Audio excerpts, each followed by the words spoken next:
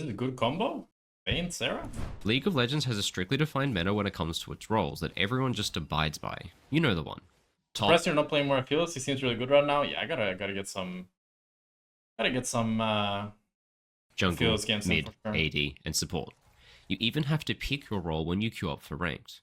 But why does this meta with roles exist in the first place, and how did it come to be? And also, why are supports paired with ADC champions instead of mages or bruisers? And why is mid lane a solo lane at the start of the game, but in the mid game we swap our bot lane to be there instead? These are just a couple of the questions I seek to answer in this video, where you'll also discover by learning these answers, you'll get a really interesting insight into pro-level This is a good combo. Vayne, Seraph? drafting that'll help you draft and play better. Caitlyn Seraph is a bad combo? In your own games. Now before I play the intro, I want to quickly let you all know I'll be running a one-off class teaching all about mid and late game macro exactly 1 week after this video posts.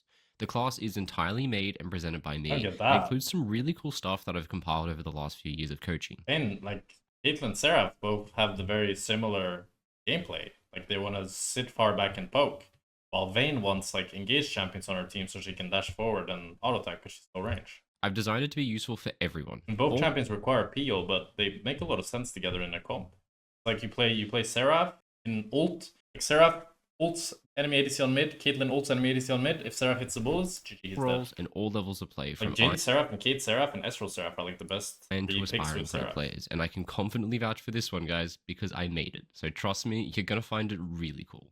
It's just $10 a ticket, and the link to where you can grab yours is in the video description below. Now enjoy the video, guys. This one really is a banger. My name's Rogue, and I played League of Legends professionally for 7 years. Now I'm a full-time content creator and coach. So why is mid lane a solo lane early, but a duo lane later in the game? Well, one is because mid lane is the safest role and the most pivotal role on the map. So like, it's where you can get the most resources as an ADC, and the ADC should have the most resources because they're the best scaling role in the game. And then also control the map with your ADC and support and jungle moving around mid. And it's usually because your solo laners have TP, you want them to be on both sides, so that like, let's say you're playing towards your top laner who's here, your mid laner has TP and he can join the play. While if you had your mid laner mid and your ADC bot, then if your team wants to play around top, you have no TP.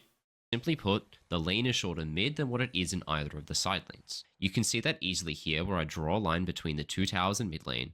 Then when we overlay that line onto a side lane, you'll see there's a bit of extra space showing us the lane is longer in a side lane than what it is in mid.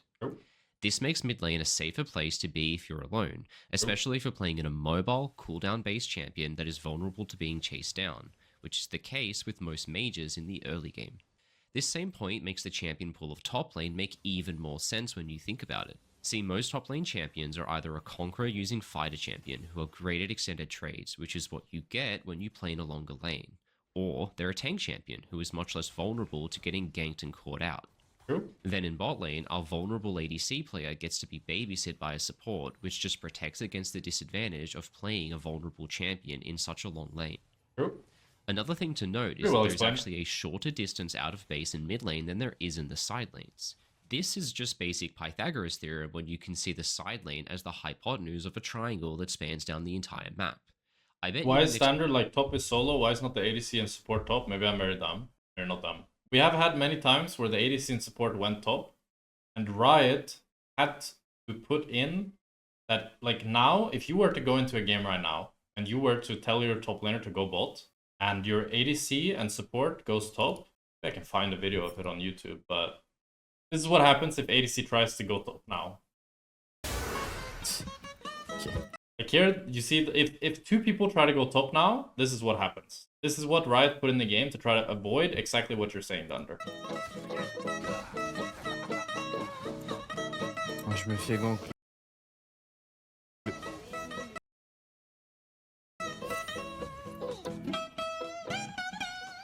They died to 1 tower shot. 1 tower shot. It's insanity. Absolute insanity. See Pythagoras theorem in your League of Legends video now, did you? Now this shorter distance means you can more easily run to lane out of base, leaving you open to taking recalls more often in mid than you can in a side lane, which is yet another reason for why we put our duo in a side lane to start off in the game. since with 2 people in a lane, there are more options for ways that you can recall early without losing so many minions, such as staggering your recalls apart from one another. Now, back in the early seasons of Makes League, sense, yeah. there was no such thing as Void Grubs or Rift Herald. The only objective in the game was Dragon, and Dragon used to spawn Holy earlier fuck, at back 2 when the minutes game was 30. good, huh? So when people had to choose if to make top or bot lane their duo lane, it was only logical to put 2 members bot so that you'd have more people in proximity to the only objective on the map. Yep. This is simply incredible game design that naturally gave us a meta that still lives on today. And this is the problem I have with the way that Riot balances the game nowadays. You see, the reason we have the 5 roles that we do is because it was baked into the game's design, and Riot directly incentivized you for doing it. They still do that now, but in a much more forceful way. Sure, Maybe swapping he my brings bot lane up to the, top yeah, is there's not the lane something you swap want me to detective. do, and one way to make me not do it is to make tower shots do 4,000 damage. That works. But I'm not going to pretend to be a game designer here, but you could do a lot of different things to incentivize it. You could bring Dragon Spawn earlier, you could make support items deal more damage to neutral objectives, so that having a support bot lane was a benefit. There's better ways to address these issues rather than just force it down your throat with a True. tower that just one-shots it. Now I'll end my It's rant a there, but very feel free to clunky continue. solution. I hope it's temporary, because it is like super weird. And like I'm imagining now as a new player, if I were to play the game, and then I'm just like, I don't know, I'm playing like a normal game with my friends and my top, and I want to roam early at support. I want to roam top or do some bullshit, and then it's just like, oh, we just both get one shot. Continue the conversation in the comments. I'm keen to hear your guys' opinion on these kind Although of lane recent swap changes. meta was also really boring and competitive. That is true. Like both can be true at the same time. The solution can definitely be more delicate. Like the lane swap detection, the force support item, and the limit on smites to 1 per team. But for now, let's move on and answer a few more questions and see what we can learn from them. So, why do we play mages in solo lanes and ADCs in the duo lane? The answer is again really simple. Mages scale better with champion levels than ADCs do. When you level up, you get to put a point into an ability that makes that ability more powerful, usually by increasing its damage and lowering its cooldown. That's why, like, for example, when they made Tristana and Corki better on bot lane, a lot of what they did was they tried to make them less level reliant. You guys remember when Corki and Tristana was played every game in mid? Like, what they tried to do was make them scale better with AD and scale less with levels. Because champs that scale really well with levels typically want to go mid, while champs that scale well with gold want to go bot lane. Champions that primarily play through the use of their QWER abilities like mages and assassins. This makes getting points into those abilities incredibly important for the overall strength of your champion. For example, look at one of the most staple mid lane picks in the entire game, Syndra, a champion who plays exclusively through her ability usage and receives a buff once she maxes her Q that allows her to store 2 charges of it, massively increasing the effectiveness of the spell. Or Cassiopeia, who needs to press E every 1 second. Or Xerath, who literally has never auto-attacked a champion before and plays only using his spells. If you were to put one of these champions bot lane where they were to have a huge portion of their XP siphoned by a support that they were forced to share the lane with, they would end up being far weaker as their spells just wouldn't hit nearly as hard or be up as often. ADC champions, on the other hand, need gold and iron. He said wrong about Syndra, no? He said when you get the Q maxed out, you get your Q upgraded, but it's when you get 40 stacks on your passive. But you do get points in your passive when you get skill points, so maybe it's kind of true, like just... Sure, getting level ups feels good no matter what, but they're far more important on the types of champions. Overall he's correct, right? Overall he's correct, it's just about the scaling of the champions, and mages in mid can abuse the level scaling, ADCs in bot can abuse the gold scaling, and having a support baby. I think we need a fix for the support roam meta. I think it's alright. I think there's a decent bit of laning, decent bit of roaming. I think the game is kind of boring if supports always roam. And I think the game is kind of boring if they always stay in lane. Because it just makes it really predictable. While a big skill in macro-wise is like the mid and top need to think about support. ADC needs to think about support, and I think people should need to think about support. I don't think people should forget about support and just play their lane 1v1 or 2. That's kind of stale. But at the same time, support shouldn't be so broken that it can just win every single lane all the time. Sometimes it can. That can be an issue, but I think like you need some sort of variety, you know. Who max their abilities, such as mages and assassins. Now, I know what you're going to say next, but what about people who play ADCs mid? ADCs mid literally terrorized pro play for years. And yes, that's true, but look at exactly which ADCs were played mid lane during this time. Firstly, there was Tristana. Tristana is an ADC with a passive that increases her auto attack range, scaling with the level of her champion. Yep. Then there was Corki. Corki in the past used to be able to store up to 8 rockets with his ultimate, and in the mid game he would hit level 11 and spam rockets Holy at you the the same package. way as Ziggs would spam bombs. Then Riot updated Corki to play more through his auto attacks Holy fuck. and limited his ultimate to store only 4 rockets, and suddenly the champion doesn't appear mid lane anymore and is now played bot lane almost exclusively again, just like in the Well, it was played a little bit of mid lane, but yeah. old days. But we never saw Caitlyn mid, and we never saw Jinx mid, because it's just not as important for these champions to max their spells. So we play tanks and bruisers top lane because they benefit from being in a Jinx long mid lane. sounds very We tough. play mages mid because they get the safety Caitlyn mid I around have the seen short lane, before. and they get to benefit But well Jinx from the mid, solid there's no way you can lane as Jinx mid, no? XP they And get. if you get And we ganked, play ADC's bot lane because someone is going to have to share the XP with the support. Caitlyn has so some we pretty crazy level scaling on passive, that's true. might as well make it the guy who doesn't need to max his abilities and is perfectly content just playing for gold and for items. Now, there's still one big question remaining that I hinted on at the start of the video. We know why we solo lane a mage mid early, but why do we then swap our bot lane to be mid after laning phase end? Well, there's actually 2 answers to this question. The first one is to do with macro in the mid game. In the mid game, the arrival times between mid and side waves are staggered, meaning if you get priority over the mid wave, you can transfer that priority into either of the side lanes since it arrives later. This is something I've spoken about a ton already on my channel, so I'm not going to re-explain it in this video, but just know that having more members mid becomes important in the mid game because the team that gets priority over the mid wave will then get control over the majority of the map. So we want lots of people, and we want our strongest people to be mid lane in the mid game. The more interesting reason for why we swap bot lane mid again is because the lane is shorter. Most ADC champions in the mid game will be more vulnerable to being chased down when compared to most of the mid lane champions, even mages. A big reason for this is the fact that at this point of the game, solo laners would have laned by themselves for a while and will generally outlevel the ADC by about 2 to 3 levels, making them much tankier and much stronger in a 1v1. So if a level 9 ADC is left alone in a side lane against a level 11 Ahri who can chase them down with the long lane, you can imagine what will happen next. So we generally therefore move our ADC to mid, and we bring the support as well, since mid control is so important, and mid laners are much safer in the long lanes in these later levels. Here's where this video becomes really interesting though. You don't always want to swap your ADC to mid.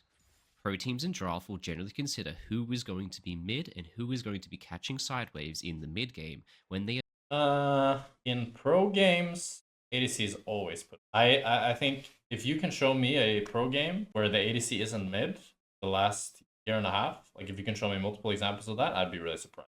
I'm a bit surprised he's saying this. Not true. Always put the ADC mid. But it is true that in some games you can argue that ADC being side is better for the game. I think ADC being side can be good when you're really far behind as ADC and your mid laner is much stronger than you. That way you can just be weak side and then your team plays around mid and top. And if you get further fucked, it is what it is, right? If you're 0-5 and you end up going 0-6, pretty much the same thing, right? But other than that, not really. If you're playing Vayne Seraph, you could argue Vayne side lane. Yeah, that's true. You could argue that. Argue that for sure. Argue that. Doing their draft, and because of this they will often pick their ADC and mid lane champions in a particular way in order to complement. Yeah, I think he's overcooking this section too. I understand what he's going for here. He's going for like if you have a champion that's good at side laning and you have a champion that's good in mid. But for example, this is not bad. This is good. You want to have Samira and Echo on the same team.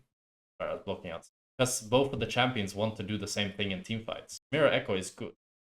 And Samira wants to be mid lane side. In this regard, no ADC wants to be side. The reason you generally swap your ADC Apart to from, mid, like Vayne is actually the only ADC I can think of that is like pretty good inside. Like every other ADC in the mid game is because now there is safety in numbers with the incentive to have more people mid, and also the lane is shorter. So when you're playing those immobile ADCs that are vulnerable to getting chased down by the Tristana's another decent one, sure, but I'd still most of the time rather be mid. Scary assassins in mid game. Kai'Sa would rather be mid for sure. Corki would rather be mid for sure. You stick them. Poke enemy ADC. Like, you can pressure a lot on mid. That's the thing. Mid has so much safety that if you're stronger than enemy ADC, it's really easy to pressure. While on side, you really need to have a lot of mobility. Play or be really fed. Mid lane. The problem is, What happens if our mid laner is in the same boat? Let's think about champions like Ziggs and Veigar and Xerath. These are all immobile champions that suffer the same problem of being very unsafe in long lanes. So generally what pro teams will do is they will pair these type of mid laners with ADC champions that are much safer in a long lane. This is not true. If you look at pro drafts, we have like function team example now. You see, like we have Orianna, Sivir. Both champions want to be mid. They have Galio, Jhin. You can argue Galio wants to be side, sure. Ziggs, Talia. Both champions want to be mid. Ahri, Varus, fine. Varus wants to be mid. Lucian, Ryze. Ryze wants to be side. Annie, Jinx. Jinx wants to be mid. But regardless, for example, if we have this game, what you're going to see is that Ahri goes to side, Ziggs goes mid. That's just what teams do every single game. If we look at Gen G or some of their drafts, you're going to see that like Azir, Corki, both champions could side, both champions could mid, but Ruler's gonna be mid. Talia, Jhin, both champions want to be mid, Jhin is gonna be mid. Here we have Ezreal, Ryze, and Caitlyn, Galio, both mid laners want to be side. A great example. More games. I'm alive versus T1, game 1. Here we have the Orianna, Sivir again. Orianna is always gonna be side. Here we have Corki, Yone. Yone is always gonna be side. Like, ADC just goes mid. Like, I'm sure if you ask Faker this game, if he feels safer on side or in mid lane, he's gonna feel safer on mid lane, right? Annie against Yone after Yone gets QSS and fucking strong as shit is super scary for the Annie. But the Annie is still gonna go side because the Annie has TP. You'll never see something like What do you do if both roles want to be mid? In competitive, the mid laner goes bot. And if the mid laner doesn't win side, then either you need to invest numbers into him, or give him vision, or weak side him. Xerath, Caitlyn, although it sounds like it makes sense because they're both long-range zone control champions, they don't work on a team comp together because they don't have someone who can push outside.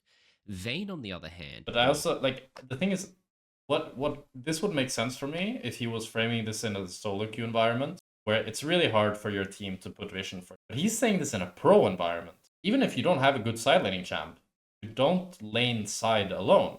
Your support in jungle just comes and puts vision and hovers you so that you're fine.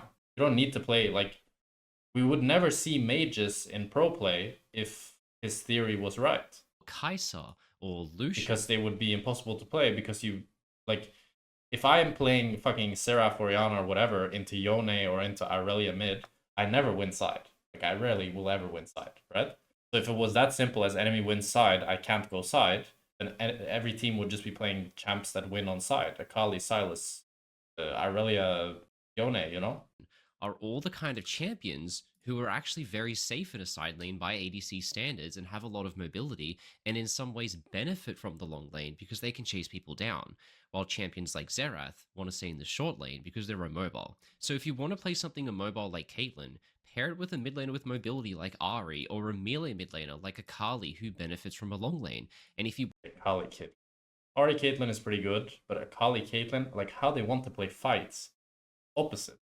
I'm the Caitlyn, I want to have control, I want to play it slow, I want them to face checking into me, while Akali just wants to like pull the trigger. Like sure, Akali can be flanking. If the rest of the team comp makes sense, it can be fine.